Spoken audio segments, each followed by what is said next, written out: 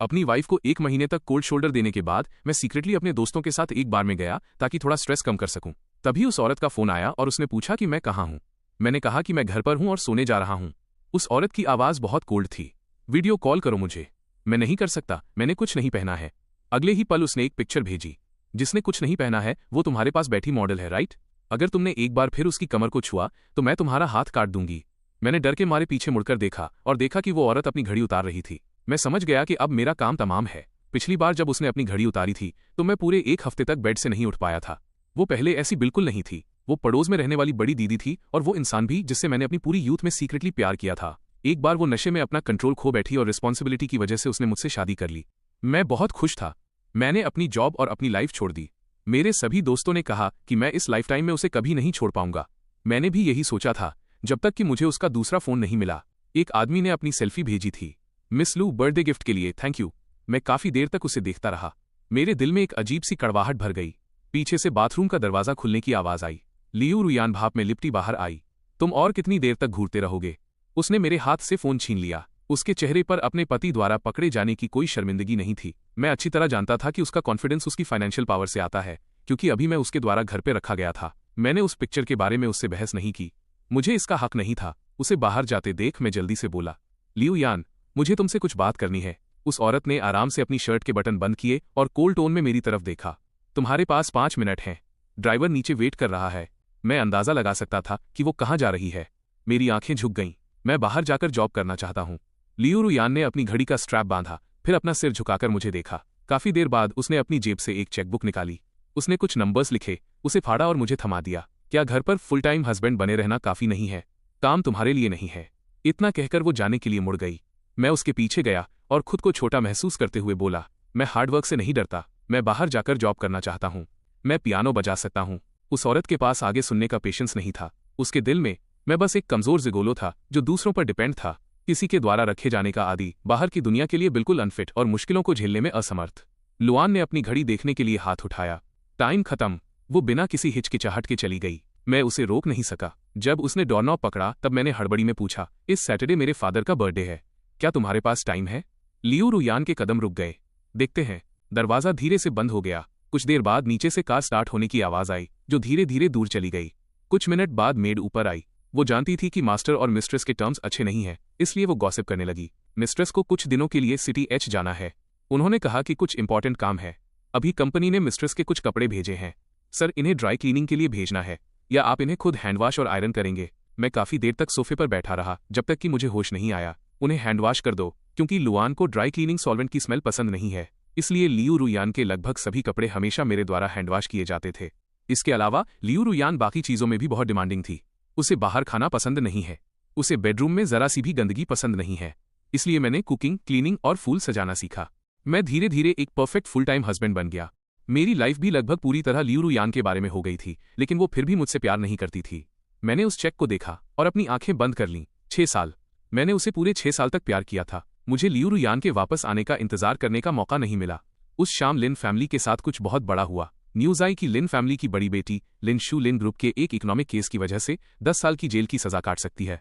उस रात फादर लिन को एक्यूट सेरेब्रल हेमरेज हुआ और उन्हें हॉस्पिटल में एडमिट कराया गया। उनकी कंडीशन क्रिटिकल थी और इमीडिएट सर्जरी की जरूरत थी। मैं हॉस्पिटल के कॉरिडोर में खड़ा बार बार लियू रुयान को कॉल कर रहा था, लेकिन कई कॉल्स के बाद भी किसी ने जवाब नहीं दिया। जब मैं हार मानने ही वाला था तब कॉल रिसीव हुआ। उसकी आवाज थोड़ी इम्पेशेंट थी। पैसे चाहिए? मैंने तुम्हें कई बार कहा है कि अगर तुम्हें अर्जेंट पैसों की जरूरत हो तो सेक्रेटरी किन को ढूंढो। मैं ब्लैंक होकर इलेक्ट्रॉनिक स्क्रीन पर न्यूज देख रहा था। लियोस फार्मास्यूटिकल ग्रुप के सीईओ ने एक ब्यूटी की मुस्कान के लिए पूरा डिज्नीलैंड फायरवर्क्स शो के लिए बुक कर लिया। पूरा आसमान जगमगा रहा था। उन पटाखों के नीचे एक यंग आदमी व्हीलचेयर पर बैठा सूरज की तरह चमकते हुए मुस्कुरा रहा था और मेरी वाइफ लुआन उस व्हीलचेयर के पीछे खड़ी थी। काफी देर बाद मेरी आवाज थोड़ी टूटी हुई थी, लुआन, तुम कहाँ हो? लाइन के दूसरी तरफ थोड़ी देर सन्नाटा रहा, जैसे उसे चेक किए जाने से वो बहुत नाखुश हो, लेकिन फिर भी उसने एक फॉर्मल सा जवाब दिया, अभी बिजी हूँ। अगर कुछ और नहीं है तो मैं फोन रख रही हूँ। सेक्रेटरी किन से कॉन्टैक्ट करो।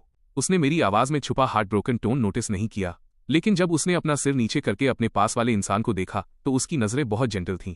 बहुत ही जेंटल।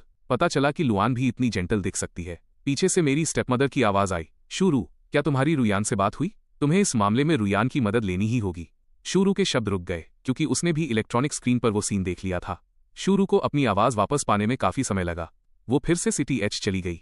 मुझे विश्वास नहीं होता कि जब लियू रुयान कोमा में थी तो फेंग युआन नाम का वो लड़का सिर्फ एक पियानो पीस बजाकर उसे जगा सकता था। अगर ये सच भी है तो कोई एहसान ऐसे कौन चुकाता है? उसे तुम्हारा बर्थडे तक याद नहीं है। आंटी शू जितना ज्यादा बोल रही थी उतनी ही एंग्री हो रही थी। लिन फैमिली की सिचुएशन के बारे में सोचकर वो अपने आंसू नहीं रोक पाई। तुम्हें अपना दिमाग शांत रखना होगा। इस समय लियू रुयान से झगड़ा मत करना। मैं नहीं करूंगा। ऐसा इसलिए नहीं कि मैं यंग मास्टर लिन अपनी जगह जानता हूं, बल्कि इसलिए क्योंकि मुझे हक नहीं है। एक बिना प्यार वाला कपल, सिर्फ नाम की शादी। आसमान में उन पटाखों को देखते हुए मैंने धीरे से कहा, कितने सारे पटाखे हैं, इसमें बहुत सारे पैसे खर्च हुए होंगे। शूरू को मेरी बात समझ नहीं आई। मैंने चेहरा सिकोड़ा और सेक्रेटरी किन को कॉल करना शुरू किया। सेक्रेटरी किन काफी समय से लियू रुयान के साथ थे और जानते थे कि उसे अपने इस हस्बैंड की कोई परवाह नहीं है।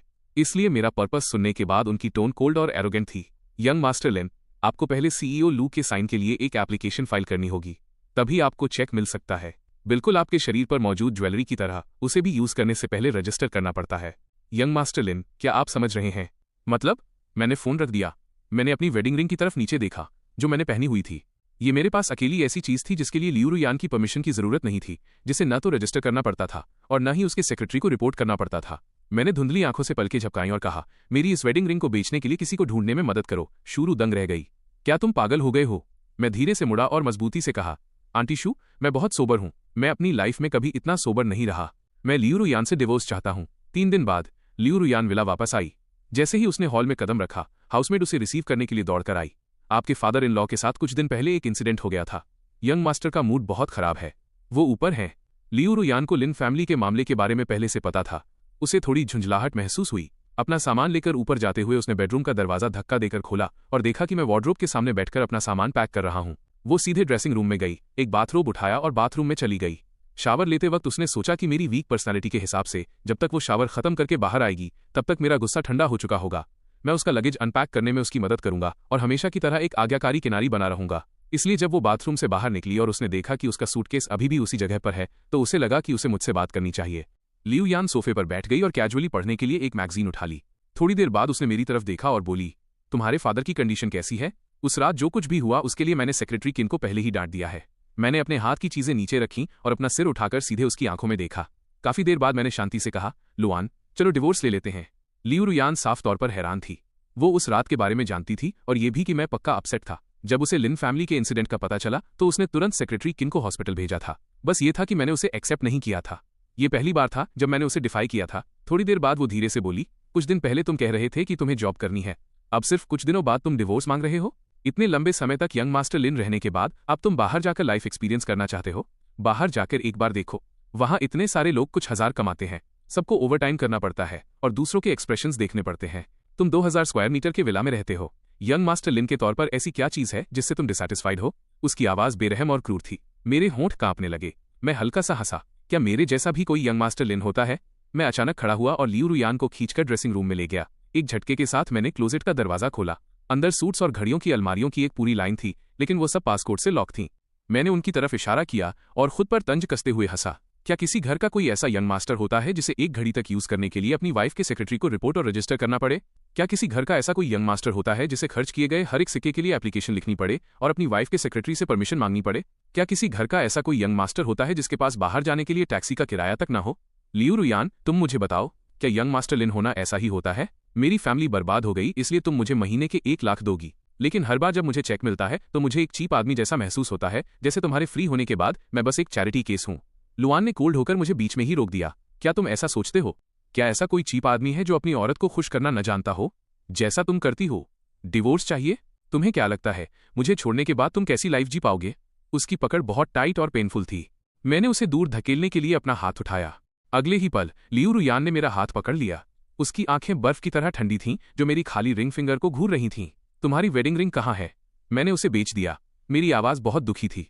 इसलिए लियू रुयान, चलो डिवोर्स ले लेते हैं। इतना कहकर मैंने धीरे से अपना हाथ छुड़ाया, एक सूटकेस निकाला और अपना सामान पैक करने लगा। लियू रुयान का एक्सप्रेशन बहुत गंदा था। वो मेरी कमजोर पीठ को घूर रही थी। उसने कभी नहीं सोचा था कि एक दिन आएगा जब मैं इस तरह बगावत करूंगा और इतनी मजबूती से कहूंगा कि मुझे डिवोर्स चाहिए। उसके अंदर एक अनजानी आग जल उठी। तुम मुझसे झगड़ा कर रहे हो, क्या ये फेंग युआन की वजह से नहीं है लिन फेंग? क्या थोड़ा और डायरेक्ट होना बेहतर नहीं होगा? क्या तुमने यंग मास्टर लिन का ये टाइटल पाने के लिए स्कीम्स नहीं बनाई थी? अब तुम्हें ये क्यों नहीं चाहिए? अब तक भी उसे यही लगता था कि उस साल जो कुछ भी हुआ वो मेरी करतूत थी। बोलते बोलते उसने मेरे प्रोटेस्ट को इग्नोर किया और मुझे पीछे से हक कर लिया और इस प्रोसेस में मुझे बेड पर धकेल दिया। संक्षेप में, लियू रुयान को अचानक इसकी अर्ज महसूस हुई। वो बेड पर हमेशा अग्रेसिव रही थी और मेरे लिए उसे रेसिस्ट करना मुश्किल होता था। मैं हमेशा उसके आगे झुक जाता था। लेकिन अब हम डिवोर्स लेने वाले हैं। हम ऐसा कैसे कर सकते हैं? लियू रुयान, नहीं, हम अभी भी लीगली मैरिड हैं। क्यों नहीं? लियू रुयान इस वक्त लगभग पागल हो चुकी थी। वो किसी भी कॉन्सिक्वेंस के बारे में नहीं सोच रही थी। लियू रुयान, तुम भूल गई कि तुमने पिछले कुछ दिनों से अपनी पिल नहीं ली है। तुम प्रेग्नेंट हो सकती हो। ये सुनकर लियू रुयान रुकी, लेकिन फिर उसने तुरंत एक नफरत भरी हंसी हंसी। लगता है तुम पिछले कुछ दिनों से बहुत कुछ सोच रहे हो। लियू रुयान ने एक हाथ से मेरे पास सहारा लिया और दूसरे हाथ से नाइट स्टैंड का दराज खोला और एक छोटा सा अनोपन बॉक्स निकाला। उस पर 3 इंग्लिश लेटर्स प्रिंटेड थे। जैसे ही वो उसे खोलने वाली थी, फोन बज उठा। लियू रुयान ने नाखुश होकर फोन उठाया। दूसरी तरफ उसकी माँ मैडम लियू थीं। मैडम लियू की आवाज कमजोर थी। रुयान, तुम्हारी ग्रैंडमदर की तबीयत ठीक नहीं है। घर आओ और उनसे मिलो और अपने साथ शियोंग को भी लाओ। तुम्हारी ग्रैंडमदर कह रही हैं कि उन्हें उसके हाथ के बने लोटस रूट केक्स खाने हैं। लियू रुयान ने एक हाथ से मुझे दबाए रखा। उसकी डार्क आंखें ऊपर से मुझे देख रही थीं। उसने फोन पर बात की। हम उसे थोड़ी देर में ले आएंगे। फोन रखकर वो उठी और कपड़े पहने। ग्रैंडमा बीमार हैं। वो तुम्हें देखना चाहती हैं। तुम इसके बारे में सोचो, हम वापस आकर और बात करेंगे। कुछ देर बाद काली बेंटले धीरे से विला के गेट से बाहर निकली। लियू रुयान ने एक हाथ से स्टीयरिंग व्हील पकड़ा हुआ था और ट्रैफिक पर कंसंट्रेट कर रही थी। कभी कभी वो रियर व्यू मिरर में मुझे देखती। 3 साल की शादी में मैं शायद ही कभी उसकी कार में बैठा था। अब जब मुझे डिवोर्स चाहिए था तो मैं नेचुरली बात नहीं करना चाहता था। हम दोनों खामोश थे। आधे घंटे बाद कार पहाड़ की तरफ एक मैनर विला में पहुंची। कार रुकी और इंजन बंद कर दिया गया। लियू रुयान मेरी तरफ देखने के लिए झुकी। ग्रैंडमा की हेल्थ अच्छी नहीं है। वो कोई भी एजिटेशन बर्दाश्त नहीं कर सकती। तुम्हें पता है क्या कहना है। मैंने कार का दरवाजा खोला। मेरी आवाज कोल्ड थी। चिंता मत करो। लियू रुयान मेरी पीठ को घूरती रही। एक पल बाद वो कार से बाहर निकली, कुछ तेज कदम चले और मेरा हाथ पकड़ लिया। वो मेरा रेजिस्टेंस महसूस कर सकती थी। तुरंत ही उसने मेरी हथेली को जोर से दबाया। भूलना मत जो तुमने अभी कहा था। मेरी उंगलियां थोड़ी कांपी, लेकिन आखिर में मैंने अपना हाथ नहीं छुड़ाया। मेन हॉल में मैडम लू ने हमें हाथ पकड़कर अंदर आते देखा और वो खुद को रोक नहीं पाई। हल्की सी भौहें सिकोड़ी, लेकिन वो तुरंत ही शांति से बोली, डॉक्टर जैंग अभी अभी गए हैं। तुम दोनों अंदर जाकर उनसे मिल लो। बोलने के बाद उसने मेरी तरफ देखा। मैंने पुकारा, माँ। काफी देर रुकने के बाद मदाम लू ने अनमने ढंग से मुझे स्वीकार किया। बेडरूम में दाखिल होने पर देखा कि ओल्ड मैडम की तबीयत वाकई ठीक नहीं थी। वो बिस्तर पर करवट लेकर लेटी हुई थीं और धीरे धीरे कराह रही थीं। ये देखकर कि लू आर यू यान मुझे साथ लाई है, उनकी बूढ़ी आंखों में तुरंत चमक आ गई। इंतजार करते करते आखिरकार हमारे शाउंग के आने का समय आ ही गया। लू आर यू यान ने मुझे आगे धकेला। वो ओल्ड मैडम के कान के करीब झुकी और धीरे से कहा, मैंने सुना कि आपकी तबीयत ठीक नहीं है, इसलिए मैं इसे आपके पास ले आई। ओल्ड मैडम की हंसी रुकने का नाम नहीं ले रही थी, लेकिन उन्होंने ऐसे नाटक किया जैसे उन्हें साफ सुनाई न दिया हो। अपना कान आगे करते हुए उन्होंने जोर से पूछा, क्या तुम और शाउंग बच्चा बेबी प्लान कर रहे हो? बच्चा पैदा करना ज्यादा जरूरी है। इस बुढ़िया का क्या है, मैं ठीक हूँ। ये अच्छी तरह जानते हुए भी कि ओल्ड मैडम ये जानबूझकर कर रही हैं, लू यान ने उनके साथ लविंग कपल होने का नाटक किए बिना मेरी तरफ एक नजर डाली। मैंने ओल्ड मैडम से थोड़ी देर बातें की, फिर खड़ा हो गया। मैं जाकर लोटस रूट केक्स बना देता हूँ। मेरे जाने के बाद ओल्ड मैडम की मुस्कान गायब हो गई। वो पीछे की ओर झुक गईं। लू आर यू यान, उस फैंग युआन लड़के का क्या चक्कर है? उसकी थोड़ी देखभाल करना एक बात है, लेकिन ये आतिशबाजी फायरवर्क्स का क्या मतलब है? सावधान रहो, कहीं तुम्हारा पति जलन के मारे तुमसे झगड़ा न करने लगे। तुम्हें शाओं के पारिवारिक मामलों पर भी थोड़ा ध्यान देना चाहिए। ऐसे बर्ताव मत करो जैसे तुम्हारा उससे कोई लेना देना ही न हो। अगर तुम ऐसे ही ठंडी बनी रही तो वो भाग जाएगा। लू आर यू यान ने बिना आतिशबाजी वाली घटना की सफाई दिए कुछ औपचारिक जवाब दिए। शायद वो भावनाओं में बहकर किया गया एक दिखावा था। काफी देर तक बातचीत करने के बाद मैंने स्नैक्स बना लिए और उन्हें ले आया। ओल्ड मैडम लू को वे सच में बहुत पसंद आए। उन्होंने स्नैक का एक टुकड़ा चखा और मुद्दे पर आईं। लू आर यू यान, तुम 2 साल में 30 की हो जाओगी। तुम्हारे साथ वालों के पहले से ही 2 बच्चे हैं। तुम मुझे परपोता कब खिलाने वाली हो? मैंने कुछ नहीं कहा। लू आर यू यान ने मेरी तरफ देखा और लोटस रूट केक का एक टुकड़ा उठाया। हम अभी जवान हैं, चलो 2 और साल इंतजार करते हैं। ओल्ड मैडम सब कुछ बखूबी जानती थीं। उन्होंने बस इसे सीधे तौर पर नहीं कहा। हमने ल्यू परिवार के घर पर डिनर किया। जब हम वहां से निकले तो काफी देर हो चुकी थी। लू यान ने अपनी सीट बेल्ट बांधी और मेरी तरफ देखने के लिए झुकी। मैंने अपना चेहरा दूसरी तरफ घुमा लिया और कार की खिड़की से बाहर देखने लगा। लू आर यू यान काफी देर तक देखती रही, फिर धीरे से एक्सेलरेटर दबाया। काली बेंटली सुचारू रूप से चलने लगी। दोनों तरफ की लाइट्स लगातार पीछे छूटती जा रही थीं। ये साफ था कि वो मुझसे किसी बात पर चर्चा करना चाहती थी। उसने कार तेज नहीं चलाई। लगभग 5 मिनट बाद लू यान बोली, कल मैं तुम्हारे पिता को लूज हॉस्पिटल ले जाने का इंतजाम कर दूंगी। विशेषज्ञों, स्पेशलिस्ट्स की सबसे अच्छी टीम उनका इलाज करेगी। साथ ही अब से अगर तुम्हें पैसों की जरूरत हो तो बस मुझे बता देना। उसकी आवाज काफी नरम थी, जिसे एक तरह का समझौता माना जा सकता था। उसने स्टीयरिंग व्हील पकड़ा और अपनी बात जारी रखी। सेक्रेटरी क्वीन अब घर पर भी नहीं आएगा। रही बात तुम्हारे उन गहनों ज्वेलरी की, तो उन्हें अपने पास ही रखो। मैं उसे निर्देश दे दूंगी। मैंने खामोशी से सुना। लू आर यू यान और मेरी शादी को 3 साल हो गए हैं। हम दोनों ही उसके व्यक्तित्व को समझते हैं। ईमानदारी से कहूं तो उसकी तरफ से ये रियायतें पहले से ही एक बड़ा एहसान थी, लेकिन उसने फैंग युआन का जिक्र बिल्कुल नहीं किया। दूसरे शब्दों में, अगर मैं उसके इंतजामों को स्वीकार कर लेता तो भविष्य में फांग युआन अभी भी हमारी जिंदगी में बना रहता। कुछ भी नहीं बदलता। लू रुआन, मैं थक गया हूं।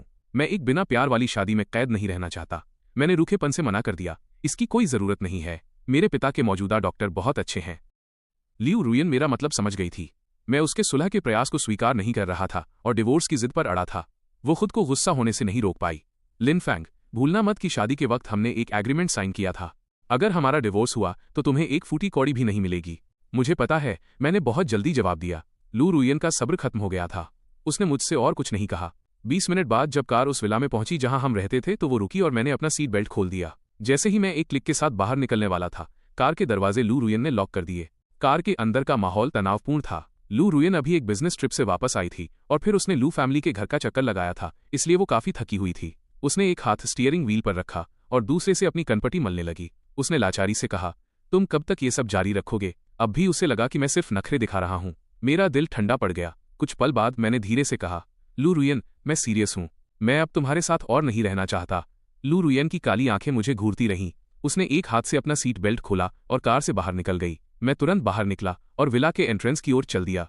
लू रुयन एक पल के लिए कार में रुकी और काफी देर बाद वो बाहर निकली और मेरे पीछे ऊपर आ गई। उस रात मैं लिविंग रूम में सोया। लू रुयन भी थोड़ी चिढ़ी हुई थी। मुझसे बात करने में उसने आलस दिखाया। सुबह की धूप बेडरूम में चमक रही थी। लू रुयन को ये बहुत तेज लगी। उसने अपनी आंखों को बचाने के लिए अपना हाथ थोड़ा ऊपर उठाया और उसी के साथ उसकी आंख खुल गई। नीचे से एक हल्की आवाज आई। वह बिस्तर से उठी और कपड़े बदलने के लिए वॉक इन क्लोजेट में चली गई। अगले ही पल उसकी नजर ठहर गई। मेरा सूटकेस गायब था। लू रुयन ने वार्डरोब खोला। वाकई, मैं अपने रोजाना के कपड़ों के कुछ सेट ले गया था। उसने कुछ सेकंड तक शांति से देखा, फिर वार्डरोब का मेरा वाला हिस्सा बंद कर दिया। उसने हमेशा की तरह एक बिजनेस सूट चुना। कपड़े बदलने और एक साधारण वॉशअप के बाद वो अपनी घड़ी पहनते हुए नीचे चली गई। मेड को देखकर उसने सहजता से पूछा, मिस्टर लिन कहाँ हैं? मेड ने सावधानी से कहा, छोटे साहब आज सुबह जल्दी ही अपना सूटकेस लेकर निकल गए। उन्होंने ड्राइवर को भी नहीं बुलाया। उनकी हिम्मत तो देखिए। लू रुयन ने उसे नजरअंदाज किया और खाना खाने के लिए डाइनिंग टेबल पर बैठ गई। ये वही ब्लैक कॉफी और होल ग्रेन टोस्ट था जिसकी उसे आदत थी, लेकिन उसकी आंखें अखबार की खबरों की ओर खिंच गईं। उसके और फैंग युआन के बारे में अफवाहें हर जगह थी। हर हेडलाइन पिछली वाली से ज्यादा सनसनीखेज थी, जो सबका ध्यान खींच रही थी। लू रुयन ने काफी देर तक घूरा, फिर पास खड़ी मेड से धीरे से पूछा, क्या छोटे साहब ने जाने से पहले अखबार पढ़ा था? मेड ने ईमानदारी से जवाब दिया, छोटे साहब बिना नाश्ता किए ही चले गए। लू रुयन ने उसकी ओर ऊपर देखा, फिर अपने पास रखा फोन उठाया और सेक्रेटरी चिन को फोन किया, न्यूज और पेपर्स को हैंडल करो। साथ ही पता लगाओ कि लिन फैंग ने अपनी वेडिंग रिंग कहाँ बेची है। मुझे वो शाम 4 बजे से पहले वापस चाहिए। सेक्रेटरी चिन लाइन के दूसरी तरफ हैरान रह गया। एक पल के बाद उसने धीरे से कहा, ऐसा नहीं हो सकता। मिस्टर लिन आपसे इतना प्यार करते हैं, वो अपनी वेडिंग रिंग कैसे बेच सकते हैं? लू रुयन का जवाब फोन काटना था। उसने फोन को डाइनिंग टेबल पर फेंक दिया। न्यूज को देखकर उसकी भूख पूरी तरह मर चुकी थी। दूसरी तरफ मैं लिन फैमिली के घर वापस आ गया। ऑन्टी शू ने अभी अभी सूप बनाना खत्म किया था, जिसे वो हॉस्पिटल ले जाने के लिए तैयार थीं। मुझे देखकर ऑन्टी शू अपना आपा खो बैठीं। उन्होंने मेरे हाथ में सूटकेस देखा। उनका लहजा बहुत सुखद नहीं था। विवाहित जोड़ा क्या होता है? कौन सा शादीशुदा जोड़ा झगड़ा नहीं करता? महिलाओं के लिए कभी कभार अफेयर होना नॉर्मल है। वो फांग युआन नाम का आदमी बहुत बदसूरत है और वो अपाहिज भी है। मैंने पहले ही काफी पता लगाया है। उसकी तो पहले भी शादी हो चुकी है। उस जैसा कोई भी तुम्हारी पोजीशन पर बिल्कुल भी असर नहीं डालेगा। लू रुयन के साथ मेरी क्या पोजीशन है? मैं खुद का मजाक उड़ाते हुए हंसा। मैंने कबूतर का सूप एक थर्मस में डाला। मैं बाद में पापा से मिलने हॉस्पिटल जाऊंगा। ऑन्टी शू ने एक कपड़े से अपने हाथ पोंछते हुए मुझे घूरा और गुस्से में कहा, अगर तुम्हारे पिता को पता चला कि तुम डिवोर्स चाहते हो तो वो इतने गुस्से में आ जाएंगे कि उनकी जान निकल जाएगी। लिन फैंग, चलो एक कदम पीछे हटते हैं और इस बारे में सोचते हैं। मान लो कि तुम वाकई अब उसके साथ नहीं रह सकते, क्या तुम डिवोर्स के बाद सर्वाइव कर पाओगे? लिन फैमिली अभी जिस हाल में है उसे सपोर्ट करने के लिए तुम्हारे पास क्या है? मैंने धीरे से थर्मस का ढक्कन घुमाकर बंद किया। इसे टाइट करने के बाद मैंने अपना सिर झुकाया और कहा, कोई न कोई रास्ता निकल आएगा। वेडिंग रिंग बेचने से जो पैसे मिले हैं वे पापा के आधे साल के हॉस्पिटल बिल्स और मेरी बहन के वकील की फीस के लिए काफी हैं। मैं इस घर को बेचने की प्लानिंग कर रहा हूँ। इसके अलावा मैं परिवार का पेट पालने के लिए बाहर जाकर काम भी करूंगा। जब मैं बोल रहा था तो मेरी आंखें नम हो गईं। ये घर मेरी माँ ने मेरे लिए छोड़ा था। पहले हालात चाहे कितने भी मुश्किल क्यों न हुए हों, मैंने इसे कभी नहीं छुआ। ऑन्टी शू दंग रह गईं। उन्होंने मुझे और मनाने की कोशिश नहीं की, लेकिन दिल ही दिल में वो अब भी सहमत नहीं थीं। उन्हें सेटल करने के बाद मैं हॉस्पिटल गया। इलाज के बाद पापा की कंडीशन काफी हद तक स्थिर हो गई थी। बस उनका मूड थोड़ा खराब था। आखिरकार वो अब भी लिन शुएर के फ्यूचर को लेकर फिक्रमंद थे। मैंने फिलहाल डिवोर्स का जिक्र नहीं किया। दोपहर में अटेंडिंग फिजिशियन राउंड के लिए आई। वो डॉक्टर सिया जिंगी थीं, जो उम्र में छोटी थीं, लेकिन अभी से एक न्यूरोसर्जरी स्पेशलिस्ट थीं। वो खूबसूरत भी थीं और उनका अंदाज बहुत ही एलिगेंट और फिगर भी काफ़ी अच्छा था। चेकअप के बाद उन्होंने मेरी ओर देखा और कहा, हमें बाहर बात करनी चाहिए। मैं हैरान रह गया, फिर अपने हाथ की चीज़ें नीचे रख दी। मैंने फादर लिन से नरमी से कहा, पापा, मैं एक पल के लिए बाहर जा रहा हूँ। कुछ देर बाद हम एक शांत कॉरिडोर में गए। मेरा तनाव देखते हुए सिया जिंगी ने तसल्ली देने वाली स्माइल दी। फिर उन्होंने मेडिकल चार्ट की ओर नीचे देखा। कल रात मैंने और दूसरे सर्जन्स ने कई डिपार्टमेंट हेड्स के साथ मिलकर चर्चा की। हम सर्वसम्मति से सलाह देते हैं कि मिस्टर लिन अब से कस्टमाइज्ड रिहैबिलिटेशन थेरेपी लें, वरना उनकी पिछली स्थिति में वापस आना बहुत मुश्किल होगा। बस इसका खर्च थोड़ा महंगा है, लगभग 150,000 युआन प्रति महीना। 150,000 युआन मेरे लिए अभी एक बहुत बड़ा आंकड़ा था, लेकिन मैंने कोई हिचकिचाहट नहीं दिखाई। मैंने कहा, ठीक है, हम ट्रीटमेंट स्वीकार करेंगे। सिया जिंगी ने मेडिकल चार्ट बंद कर दिया। उन्होंने मुझे खामोशी से देखा। असल में हम एक दूसरे को पहले से जानते थे, लेकिन मैं भूल गया था। जब मैं बहुत छोटा था, वो मेरे पड़ोस में रहती थीं। उन्हें याद था कि गर्मियों की दोपहर में मेरे बेडरूम के बाहर की छत छोटे तारों से जगमगा उठती थी। मैं हमेशा वहां बैठकर इंतजार करता और अपनी माँ को याद करता था। मैंने उनसे पूछा था, सिस्टर जिंगी, क्या माँ वापस आ रही हैं? सिया जिंगी को नहीं पता था। उनके पास कोई जवाब नहीं था, बिल्कुल अभी की तरह। जैसे ही उन्होंने मुझे देखा, उन्हें 3 साल पहले देश लौटने पर मेरी शादी की खबर देखना याद आया। उन्हें लगा था कि मैंने प्यार के लिए शादी की है, लेकिन मैं बिल्कुल भी ठीक से नहीं रह रहा था। लू रुयन मेरे प्रति बहुत ही ठंडी और कठोर थी। सिया जिंगी बोलने ही वाली थी कि सामने की दिशा से एक ठंडी आवाज आई, लिन फैंग। वो लू रुयन थी। ऐसा लग रहा था कि वो कंपनी से सीधे आई है। वो हमारी ओर बढ़ी। कॉरिडोर के फर्श पर उसकी हाई हील्स की आवाज गूंज रही थी। वो आवाज बहुत क्रिस्प थी। कुछ पल बाद लू यान हमारे सामने खड़ी थी। उसने अपना हाथ आगे बढ़ाया। उसकी सुस्त आवाज में तिरस्कार की एक झलक थी। मिस शिया, बहुत समय बाद मिले। शिया जिंगी ने अपने सामने मौजूद हाथ की ओर देखा। उसने एक हल्की सी मुस्कान दी और हाथ मिलाने के लिए अपना हाथ आगे बढ़ाया। सीओ लू, ये तो मेरे लिए सम्मान की बात है। लू रुयन ने हाथ छूते ही छोड़ दिया। उसने अपना सिर झुकाकर मेरी ओर देखा। जाओ अपने पिता को देखो। दोनों महिलाओं के बीच एक बारीक टकराव चल रहा था। मुझे इसका एहसास नहीं हुआ। मैं डॉक्टर शिया के सामने लू रुयन के प्रति अपना रवैया नहीं दिखा सकता था, इसलिए मैंने सिर हिलाया। डॉक्टर शिया, मैं पहले अंदर जाता हूँ। सिया जिंगी हल्की सी मुस्कुराई। लू यान और मैं एक साथ हॉस्पिटल रूम की ओर चल दिए। हम दोनों में से कोई नहीं बोला। जब से मैंने डिवोर्स का फैसला किया था, मैंने पहले की तरह उसे खुश करने की सावधानी से कोशिश करना छोड़ दिया था। जैसे ही हम हॉस्पिटल रूम के दरवाजे के पास पहुंचे, लू रुयन ने अचानक मेरी कलाई पकड़ ली और मुझे अपने और दीवार के बीच पिन कर दिया। उसकी आंखों में जटिल भाव थे। अभी अभी जिस तरह से शिया जिंगी मुझे देख रही थी, वो वैसे ही था जैसे एक महिला एक पुरुष को देखती है। लू रुयन ने मुझे घूरा। उसकी आवाज थोड़ी भारी थी। तुमने उससे क्या कहा? मैंने खुद को छुड़ाने की कोशिश की, लेकिन लू रुयन ने थोड़ा जोर लगाया और मैं फिर से पीछे दब गया। हमारे शरीर एक दूसरे से मजबूती से सटे हुए थे। उसकी कोमलता को छूना मुझे असहनीय लगा। लू रुयन, ये एक हॉस्पिटल है। जाहिर है, मुझे पता है। लू रुयन बिल्कुल नहीं डिगी। वो मेरे और करीब आ गई। उसका खूबसूरत चेहरा भी मेरे कान के पास आ गया। उसकी आवाज में खतरे का संकेत था। क्या तुम जानते हो वो कौन है? मैं उसके छिपे हुए मतलब का अंदाजा लगा सकता था। वो लू कॉर्पोरेशन की चेयरमैन है। उसका एक स्टेटस और पोजीशन है। वो अपने पति को किसी दूसरी महिला के इतने करीब होने की इजाजत नहीं देगी। मैं कड़वाहट के साथ हंसा। मैंने कहा, लू यान, मेरे मन में तुम्हारी तरह गंदे विचार नहीं है और न ही मेरा ऐसा कोई मूड है।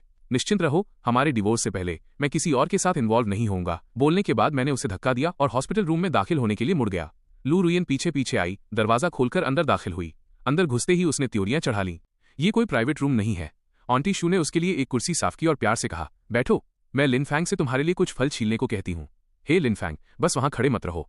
बाद में रुयन के साथ घर जाना। मैं यहाँ तुम्हारे पिता की देखभाल के लिए हूँ। लू रुयन बैठ गई। उसने लिन बेचियन से बातचीत की। वो आमतौर पर मेरे प्रति ठंडी रहती थी, लेकिन लिन बेचियन के सामने उसने एक परफेक्ट परफॉर्मेंस दी। वो कई सालों से बिजनेस वर्ल्ड में थी। जब तक वो किसी को खुश करना चाहती थी, उन्हें पसंद आना बहुत आसान था। लिन बेचियन ने उसे हमेशा पसंद किया था। बस जब लुयान ने हॉस्पिटल बदलने का सुझाव दिया, तो लिन बतियान ने फिर भी मना कर दिया। वो हंसे, इतनी परेशानी उठाने की जरूरत नहीं है। यहाँ बहुत अच्छा है और डॉक्टर शिया भी बहुत रिस्पॉन्सिबल हैं। लू यान अपनी हदें जानती थीं। उसने जिद नहीं की। जब तक आप यहाँ कंफर्टेबल हैं डैड। इस समय मैंने एक सेब छीला और उसे थमा दिया। लू यान ने इसे ले लिया, लेकिन एक तरफ रख दिया। इसके बजाय उसने मेरा हाथ पकड़ लिया। वो खड़ी हुई और लिन बेचियन और उनकी पत्नी से कहा, तो मैं लिन फैंग को पहले घर ले जाती हूँ डैड। अपना ख्याल रखिएगा। लिन बेचियन ने सिर हिलाया और हमें जाते हुए देखा। आंटी शू सफाई कर रही थीं। अचानक लिन बेचियन बोले, क्या हाल ही में उनका कोई झगड़ा हुआ है? आंटी शू के हाथ कांप गए। उन्होंने जल्दी से इसे छुपाने की कोशिश की। बिल्कुल नहीं। लिन फैंग और रुयन अब भी अच्छे से रह रहे हैं। लिन बेचियन ने धीरे से आह भरी। तुम अभी भी मुझे बेवकूफ बनाने की कोशिश कर रही हो। लिन फैंग जिस तरह से उस लड़की को देखता है वो बदल गया है। पहले जब वो लू रुयन को देखता था तो उसकी आंखों में एक चमक होती थी। अब वह चमक गायब है। आंटी शू काफी देर तक दंग रह गईं। उन्होंने धीरे से कहा, तो फिर आपको उससे बात करनी चाहिए। लिन बेशन धीरे से हेडबोर्ड के सहारे टिक गए। कुछ पल बाद उन्होंने धीमी आवाज में कहा, मैं नहीं करूंगा। अगर वो इसका जिक्र नहीं करता तो तुम भी ऐसा नाटक करोगी जैसे मुझे कुछ पता ही नहीं है। लिन शुअर पहले ही अपनी आज़ादी खो चुकी है। मैं नहीं चाहता कि लिन फैंग भी अपनी आज़ादी खो दे। आंटी शू कुछ कहना चाहती थीं, लेकिन खुद को रोक लिया। लू रुयन मुझे नीचे ले गई। शाम के ढलते सूरज ने काली बेंटले को शानदार लाल रंग में रंग दिया था, जो लग्जरी और चकाचौंध से भरी थी। मुझे कार के अंदर धकेल दिया गया। मैं बाहर निकलने ही वाला था कि उसने मुझे मजबूती से पकड़ लिया। लू रुयन के चेहरे के भाव ठंडे थे। कार के बाहर से आप बिल्कुल भी अंदाजा नहीं लगा सकते थे कि वो कितनी ताकत लगा रही थी। मैं बिल्कुल हिल नहीं पा रहा था। इस महिला की ताकत हैरानी वाली थी। जब मैंने संघर्ष करना छोड़ दिया तभी लू रुयन ने मुझे छोड़ा। काफी देर तक उसने कुछ नहीं कहा। उसकी साइड प्रोफाइल को देखते हुए मध्यम रोशनी उसके चेहरे पर एक साया डाल रही थी, जिससे उसके नैन नक्श और भी एक्सक्विजिट और कोमल लग रहे थे। उसके स्टेटस के सपोर्ट के साथ किसी भी आदमी का दिल धड़काना बहुत आसान था। मुझे धुंधला सा याद आया। शुरुआत में यही चेहरा था जिसने मुझे अपना दीवाना बनाया था और जिससे मैंने इतने सालों तक प्यार किया था। लू रुयन मेरी ओर देखने के लिए मुड़ी। वो शायद ही कभी मेरे मामलों में खुद को परेशान करती थी। उसे मेरी बिल्कुल भी परवाह नहीं थी, लेकिन वो अपना पति नहीं बदलना चाहती थी। स्टेटस और पोजीशन वाली महिलाएं आसानी से पति नहीं बदलती। कुछ पल बाद उसने अपनी जेब से एक वेलवेट बॉक्स निकाला। उसे खोलने पर एक डायमंड रिंग दिखाई दी। ये वही वेडिंग रिंग थी जो मैंने उस रात बेची थी। लू रुयन लगातार मेरे चेहरे को घूर रही थी। मेरे चेहरे के छोटे से छोटे एक्सप्रेशन को भी मिस नहीं करना चाहती थी, जैसे कि वो मेरी खाल के आर पार देखना चाहती हो। काफी देर बाद वो धीरे से बोली, अपना हाथ आगे बढ़ाओ, अंगूठी पहनो और फिर मेरे साथ घर चलो। तुम ऐसा नाटक करोगे जैसे जो पहले हुआ वो कभी हुआ ही नहीं। तुम अब भी मिस्टर लिन ही हो। ये बहुत कम होता था कि वो इतनी शालीनता से मुझ पर दया करे, लेकिन मैंने मना कर दिया। लू रुयन के सब्र की एक सीमा थी। तुम आखिर चाहते क्या हो? मैंने धीमी आवाज में कहा। एक डिवोर्स। चलो डिवोर्स लेते हैं। लू रुयन काम में बिजी थी। मेरा उससे झगड़ा हुआ था और मैंने घर जाने से मना कर दिया था। सुबह उसे एक अंडरशर्ट तक नहीं मिल रही थी। वो बहुत नाखुश थी। जैसे ही वो गुस्सा होने वाली थी, उसने आगे पार्किंग लॉट में सफेद BMW देखी। शिया जिंगी एक नर्स से बात कर रही थी। लू रुयन और भी ज्यादा नाराज हो गई। उसने अपनी जीभ को तालू से दबाया। तभी उसका फोन बजा। ये सेक्रेटरी क्यूइन का कॉल था। लू रुयन ने फोन उठाया। उसका लहजा अच्छा नहीं था। क्या बात है? सेक्रेटरी क्यूइन ने कर्तव्य निष्ठा से उसे रिपोर्ट दी। अभी अभी मिस्टर फैंग बिस्तर से उतरते समय लापरवाह हो गए और गिर पड़े। शायद उनके पैर की नस में चोट आई है। उनका मूड अभी बहुत खराब है। बॉस, क्या आप उनसे मिलने एच सिटी जाना चाहती हैं? अगर आप जाएंगी तो वो निश्चित रूप से बहुत खुश होंगे। लू रुयन ने फोन पकड़ा। वो तुरंत नहीं बोली। जाहिर तौर पर मेरे पास होने की वजह से थोड़ी सावधान थी। उसके फोन का वॉल्यूम कम नहीं था। मैंने सुन लिया था। मैं हल्का सा हंसा। कार का दरवाजा खोला, बाहर निकला और बिना पीछे मुड़े चला गया। रात की ठंडी हवा मेरे पास से गुजरी, जिसने मुझे अंदर तक झकझोर दिया। मैंने सोचा, किस्मत अच्छी थी कि अभी जब लू रुयन ने वेडिंग रिंग निकाली तो मैं इमोशनल नहीं हुआ। मैंने अपना इरादा नहीं बदला। मैं अब उस मैरिटल लाइफ में वापस नहीं जाना चाहता था। उस घोंट देने वाली जिंदगी। मेरी आकृति धीरे धीरे दूरी में उछल हो गई। लू रुयन दूसरी तरफ सेक्रेटरी क्यूइन से बात करते हुए घूरती रही। उसके लिए सबसे अच्छा डॉक्टर ढूंढो। सेक्रेटरी क्यूइन काफी हैरान था। आप उससे मिलने एच सिटी नहीं जा रही हैं? लू रुयन ने पहले ही फोन काट दिया था। सेक्रेटरी क्यूइन का फोन काटने के बाद उसने मुझे कॉल किया। उसने पाया कि कॉल नहीं लग रही है। वीचैट मैसेज भी सेंड नहीं हो रहे थे। मैंने उसका नंबर और वीचैट ब्लॉक कर दिया था। लू रुयन ने गुस्से में अपना फोन एक तरफ फेंक दिया। काफी देर बाद उसने डायमंड रिंग उठाई और उसे खामोशी से देखा। अब उसे यकीन हो गया था कि मैं उसे छोड़ने के लिए अडिग हूं। 3 दिन बाद लू कॉर्पोरेशन बिल्डिंग की टॉप फ्लोर पर चेयरमैन के ऑफिस में लू यान फर्श से छत तक वाली खिड़की के सामने खड़ी ओल्ड मिसेस लू से फोन पर बात कर रही थी। बूढ़ी दादी मुझे फिर से याद कर रही थी और उसे कह रही थी कि मुझे मिलने के लिए लेकर आए। लू रुयन ने बेमन से उन्हें शांत किया। तभी दरवाजे पर दस्तक हुई। बॉस, आपके लिए एक एक्सप्रेस डिलीवरी आई है। लू यान ने अपनी भौहें चढ़ाईं। उसने शायद पहले ही अंदाजा लगा लिया था कि ये क्या है। एक पल बाद सेक्रेटरी क्यूइन अंदर आया। उसने डेस्क पर एक एक्सप्रेस पैकेज रखा। ये छोटे साहब की तरफ से है। लू यान ने खिड़की के पास खड़े होकर कुछ सेकंड देखा, फिर धीरे धीरे चलकर आई। उसने डेस्क पर रखी डॉक्यूमेंट फाइल उठाई और उसे खोला। जैसा कि उसने सोचा था, ये एक डिवोर्स एग्रीमेंट था। उसने इसे सरसरी तौर पर देखा। बहुत गरिमापूर्ण। वो कुछ भी नहीं मांग रहा था, बिना कुछ लिए जा रहा था। उसके चेहरे के भाव गहरे और काले होते गए। कुछ पल बाद उसने धीमी आवाज में पूछा कि वो हाल ही में किस काम में बिजी है। सेक्रेटरी क्यूइन ने जल्दी से कहा, ऐसा लगता है कि वो घर बेच रहे हैं। काफी लोग उसे देखने आए हैं, लेकिन अभी तक कोई असली खरीदार नहीं मिला है।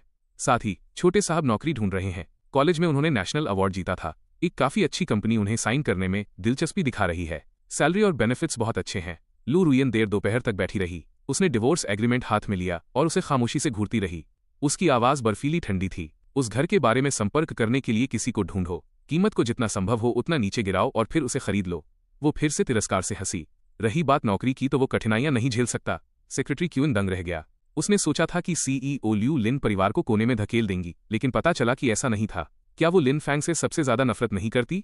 उसने केवल कुछ सेकंड के लिए हिचकिचाहट दिखाई। लू रुयन का लहजा डांटने वाला था। क्या तुम जा नहीं रहे हो? सेक्रेटरी क्यूइन पीछे हट गया। ऑफिस के बाहर उसने अपनी मुट्ठियां भींच लीं। थोड़ी देर की हिचकिचाहट के बाद उसने अपना फोन निकाला और एक कॉल किया। 2 दिन बाद मैंने घर बेच दिया। घर की कीमत 50 मिलियन थी। दूसरी पार्टी ने कीमत गिराकर 28 मिलियन कर दी।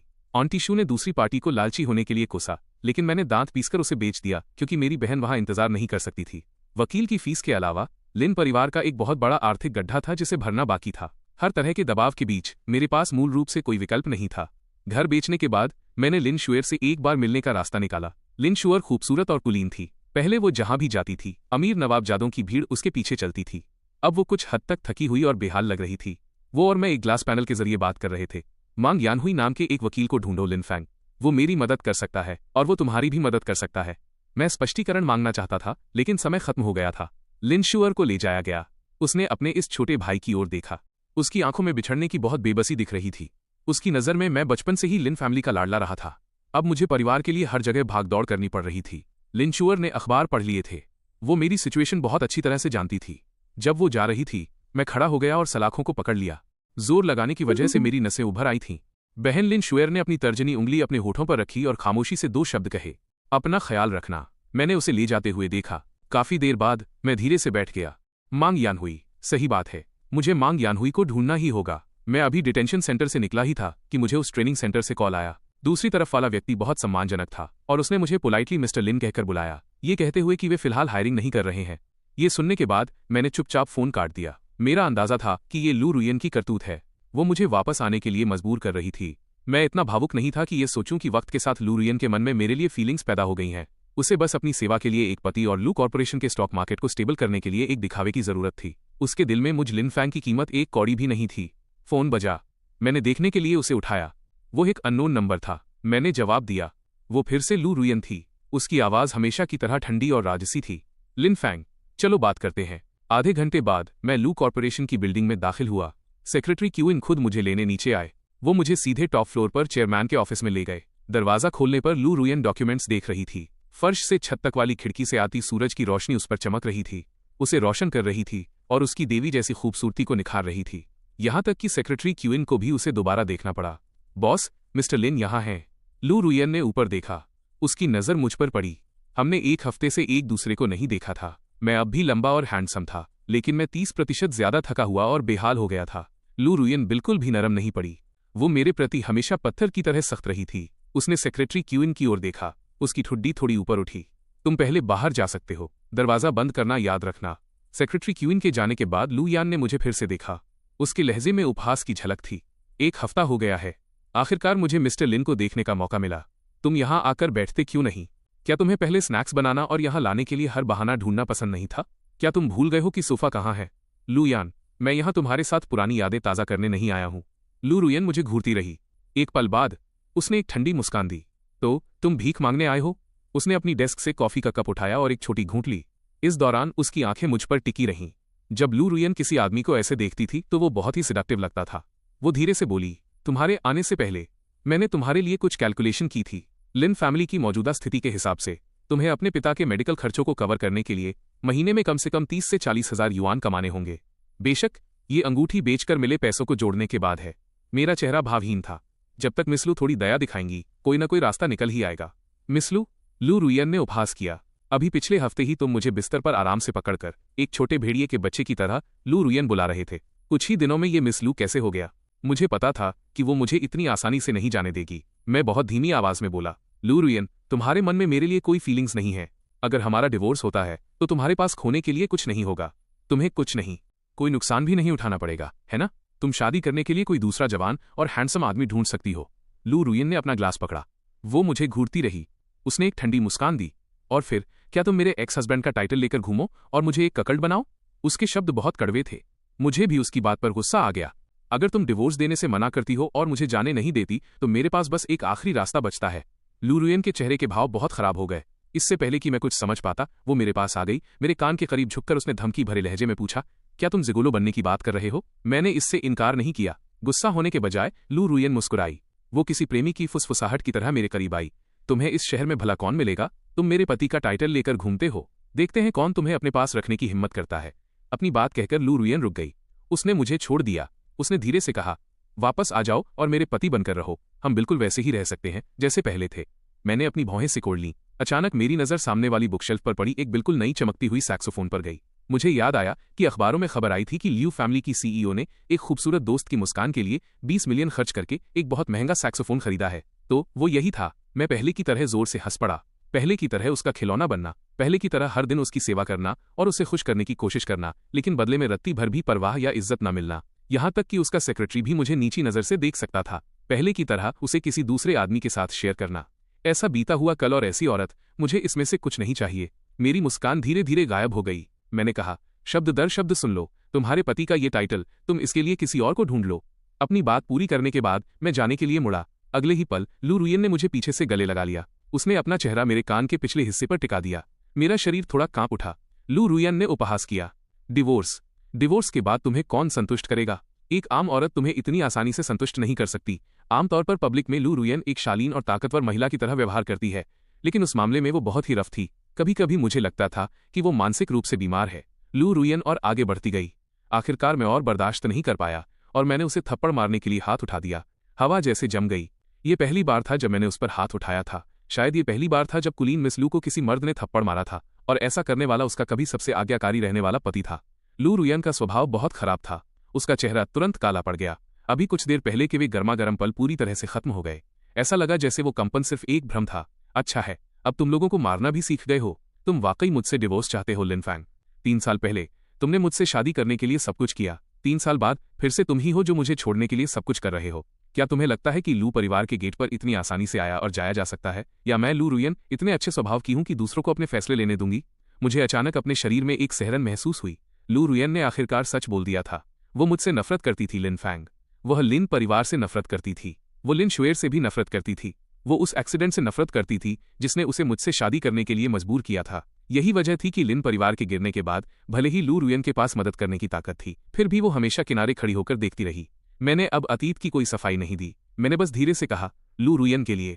ये मेरी गलती थी कि मैं अपनी औकात नहीं समझ पाया। मैं तुम्हें पसंद करता था, अब नहीं। काफी देर बाद मैंने लू रुयन की ओर ऊपर देखा। लू रुयन भी मुझे ही देख रही थी। उसकी नज़र इतनी गहरी थी कि उसे समझना नामुमकिन था, लेकिन मैं समझना चाहता भी नहीं था। मेरा लहजा थोड़ा थका हुआ था। लू रुयन, मैं वाकई बहुत थक गया हूं। चलो शांति से अलग हो जाते हैं।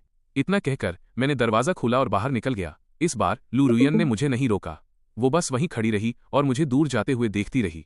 काफी देर बाद उसने अपनी आंखें झुकाईं और ठंडी मुस्कान दी। ज्यादातर डिवोर्स आखिरी दम तक की लड़ाई होते हैं। शांति से अलग होने जैसी कोई चीज नहीं होती।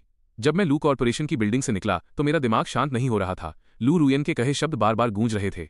मेरे साथ घर चलो, तुम अब भी मेरे पति हो। क्या तुम्हें लगता है कि लू परिवार के गेट पर इतनी आसानी से आया और जाया जा सकता है? या मैं लू रुयन इतने अच्छे स्वभाव की हूं कि दूसरों को अपने फैसले लेने दूंगी?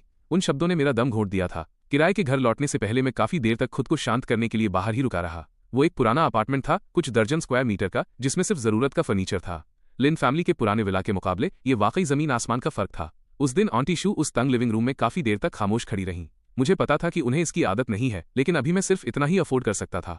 किचन में आंटी शू फिर से सूप उबाल रही थीं। मुझे वापस आते देख उन्होंने अपना काम छोड़ दिया। तुम्हारी बहन कैसी है? मैंने लू रुयन के साथ जो हुआ उसका जिक्र नहीं किया। मैंने दरवाजे पर जूते बदलने के लिए अपना सिर झुकाया। मैंने धीरे से कहा, दीदी ने मुझसे मांग यानहुई नाम के एक वकील को ढूंढने के लिए कहा है। उन्होंने कहा कि वो केस जीतने में हमारी मदद कर सकते हैं। मांग यानहुई, आंटी शू ने सोचा। मुझे लगता है मैंने ये नाम पहले सुना है। खैर, चाहे जो भी हो, हमें इस इंसान से संपर्क करने का कोई ना कोई रास्ता ढूंढना होगा। अगर वो वाकई इतने काबिल हैं तो तुम्हारी बहन बाहर निकल सकती है। मैंने सहमति में सिर हिलाया। मैंने अभी क्याओ वी को फोन किया था। मैंने उससे कहा कि वो थोड़ा पता लगाए। क्याओ वी और मैं बचपन से एक दूसरे को जानते हैं। कॉलेज से ग्रेजुएट होने के बाद क्याओ वी एक मॉडल बन गया। वो पूरी दुनिया घूम चुका है।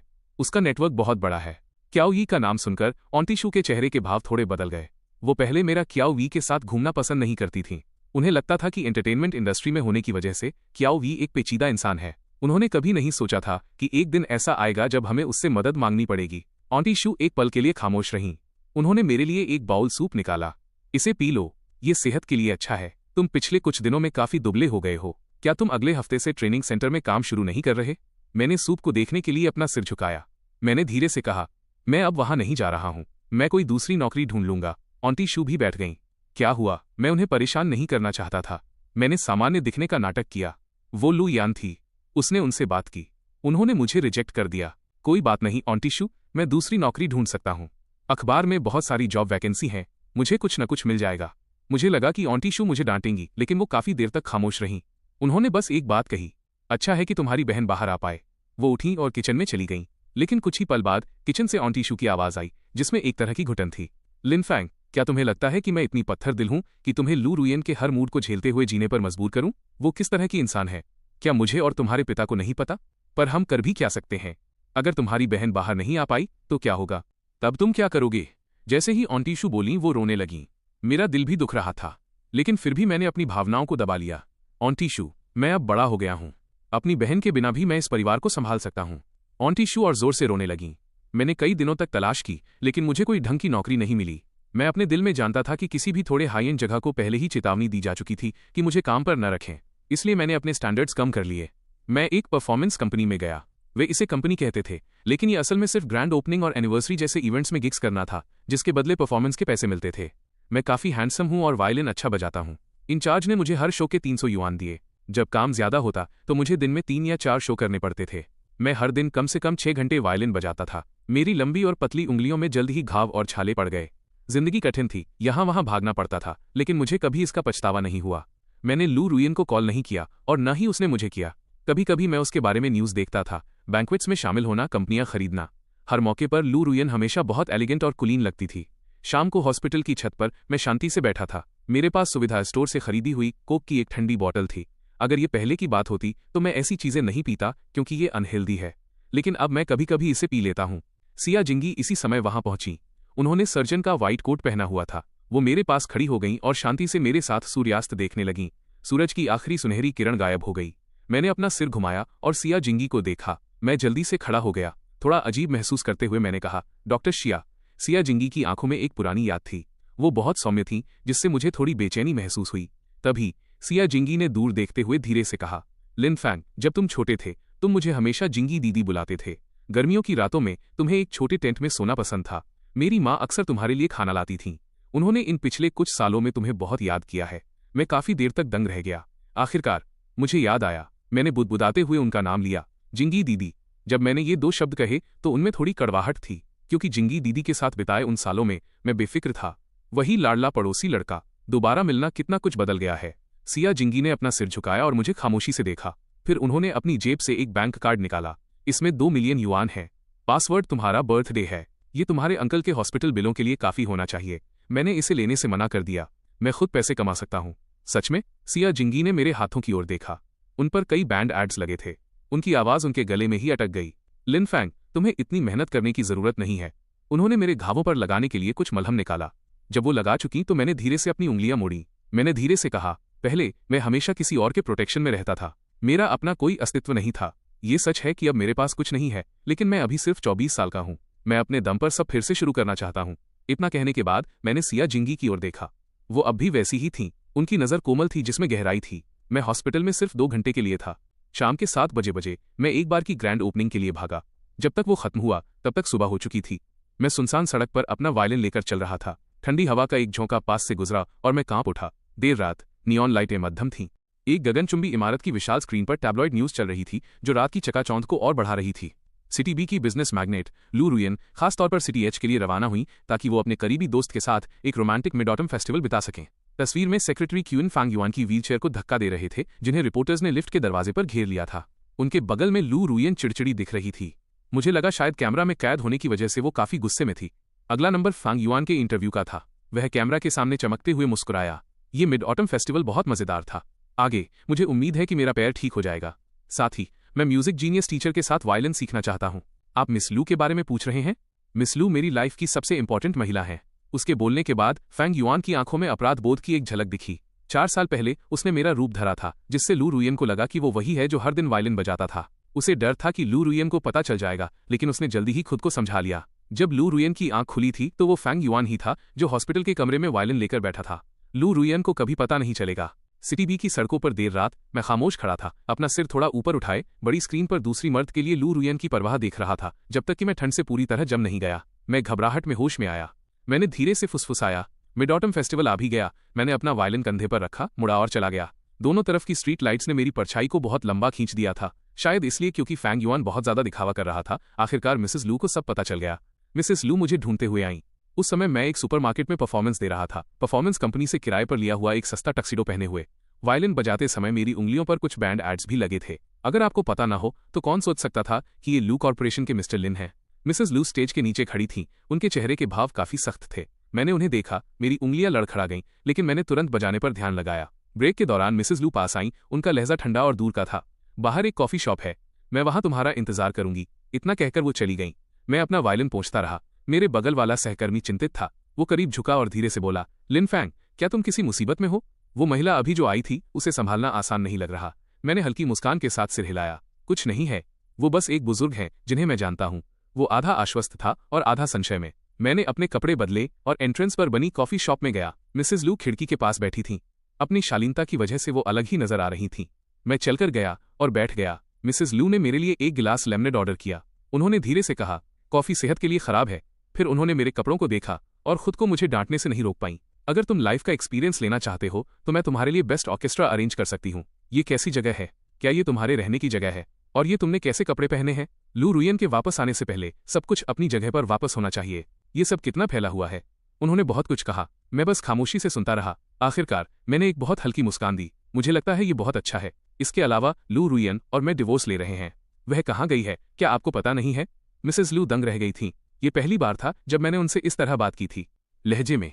इसके अलावा मैंने इससे पहले एक बार भी उन्हें संबोधित नहीं किया था। लू रुयन मेरे साथ चाहे कितना भी रूखा बर्ताव क्यों न करे, मैं उनसे मिलते समय हमेशा बहुत सम्मान देता था। एक पल के लिए मिसेस लू को इसकी आदत नहीं थी, इसलिए मैंने इसे साफ साफ कह दिया। मुझे पता है कि आप मुझे पसंद नहीं करती, इसलिए आज आपका मुझे ढूंढते हुए आना मेरे लिए काफी हैरानी वाली बात है। मुझे हमेशा लगा कि आप मेरे और लू रुयन के डिवोर्स की ज्यादा उम्मीद करती थी। मिसेस लू ने मुझे गौर से देखा। काफी समय हो गया था, मैं बदल गया था। अब मैं दब्बू नहीं रहा था, मैं अब तेज और चालाक हो गया था। लेकिन मिसेस लू आखिरकार दशकों से हाई सोसाइटी में रही थीं। बेशक उनके अपने तरीके थे। ये सुनकर उन्होंने एक हल्की मुस्कान दी।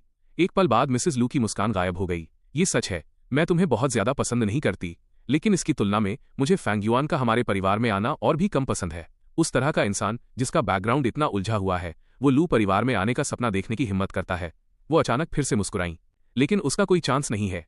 एक टूटा हुआ पैर और पहले से डिवोर्स शुदा एक आम औरत भी उसे नहीं चाहेगी। लू रुयन की तो बात ही छोड़ो। ये सुनकर मुझे पूरे शरीर में सिहरन महसूस हुई। लेकिन मिसेस लू बहुत शांत थीं। उन्होंने धीरे से आह भरी, तुम बहुत हैंडसम हो। कोई आश्चर्य नहीं कि लू रुयन अपनी नफरत के बावजूद तुम्हें छोड़ नहीं पा रही है। बोलने के बाद मिसेस लू खड़ी हो गईं। उन्होंने चारों ओर देखा और धीरे से कहा, वो लू रुयन से बात करेंगी। वो उससे कहेंगी कि तुम्हें वापस ले आए। अंत में उन्होंने फिर से नफरत भरा भाव दिखाया।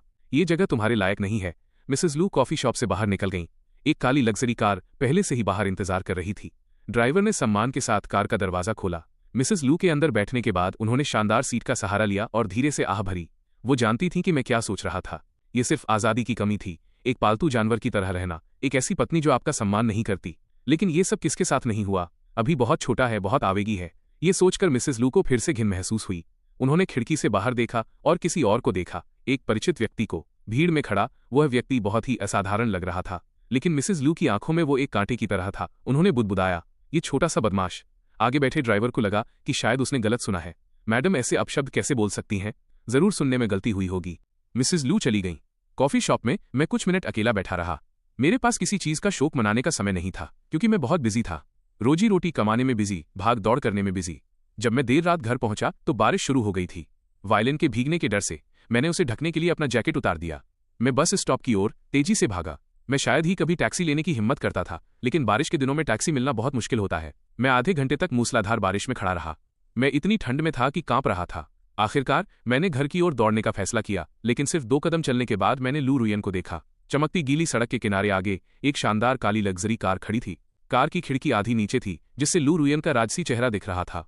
उसने एक एलिगेंट लंबी काली ड्रेस पहनी थी। ऐसा लग रहा था जैसे वो अभी किसी फॉर्मल इवेंट से आई हो। उसका पूरा व्यक्तित्व एक रिलैक्स्ड और कोमल आभा बिखेर रहा था, जो सिर्फ मेरी दयनीय स्थिति को उजागर कर रहा था। बारिश की रात के पर्दे के बीच हमारी आंखें मिली। हम खामोशी से घूरते रहे। मुझे इतनी ठंड लग रही थी कि मेरे होंठ कांप रहे थे। मेरे हाथों ने वायलिन को मजबूती से जकड़ रखा था, जैसे मैं अपनी जिंदगी के आखिरी तिनके को पकड़ रहा हूं।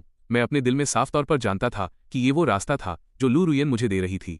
अभी मुझे बस थोड़ा सा नरम होने की जरूरत थी। कार में बैठते ही मुझे तुरंत साफ ब्लैंकेट और गर्म पानी मिल जाता। कल सुबह मुझे शॉपिंग मॉल में परफॉर्म करने की जरूरत नहीं पड़ती। मैं एक लग्जरी मुलायम और बड़े बेड पर सोकर उठता और फिर से वही मिस्टर लिन बन जाता। लेकिन मैं ये नहीं चाहता था। मैं बारिश में खड़ा रहा और खामोशी से उसे देखता रहा। बारिश और तेज हो गई, जिसने मेरे बालों को भिगो दिया और हमारी नजरों को धुंधला कर दिया। करीब 1 मिनट बाद मैंने एक हाथ से अपना सिर ढका और बारिश में आगे की ओर दौड़ पड़ा। बारिश का पानी उछलकर उस महंगी कार की बॉडी पर पड़ा। हम दोनों उस बारिश भरी रात में एक दूसरे के पास से गुजर गए। देर रात की उस सड़क पर बारिश में मेरे दौड़ने की आवाज लू रुयन के दिल पर हल्की और मध्यम दस्तक दे रही थी। चिढ़कर वो कार से बाहर नहीं निकली। उसने मुझे गुजर जाने दिया। उसने देखा कि मेरे चेहरे का रंग उड़ चुका था। उसने मेरी उंगलियों पर लगी मेडिकल टेप देखी। उसने मुझे ऊपर से नीचे तक देखा। मैंने कपड़ों का एक भी ढंग का सेट नहीं पहना था, लेकिन फिर भी मैंने उसके सामने अपना सिर नहीं झुकाया। बारिश गिरती रही। कार की विंडशील्ड पर वाइपर लगातार इधर उधर चल रहे थे। कार के अंदर ड्राइवर और सेक्रेटरी क्यूइन दोनों खामोश थे, क्योंकि कोई भी देख सकता था कि लू रुयन का मूड बहुत खराब था। काफी देर बाद लू यान आखिरकार धीरे से बोली, सेक्रेटरी क्यूइन, क्या तुम कुछ समझा सकते हो? लिन फैंग उस संस्था में काम क्यों नहीं कर रहा है और उसने इस मामूली परफॉर्मेंस कंपनी को क्यों चुना? क्या उसे दुख झेलना पसंद है? सेक्रेटरी क्यूइन का दिल जोर से धड़कने लगा। वो काफी देर तक हिचकिचाया और फिर दबी आवाज में बोला, मुझे लगा कि ऐसा करने से छोटे साहब जल्दी घर आ जाएंगे। बॉस, मैं जाकर छोटे साहब को समझा सकता हूं कि ये आपकी मर्जी नहीं थी। मध्यम रोशनी में लू रुयन के लहजे में उपहास की झलक थी।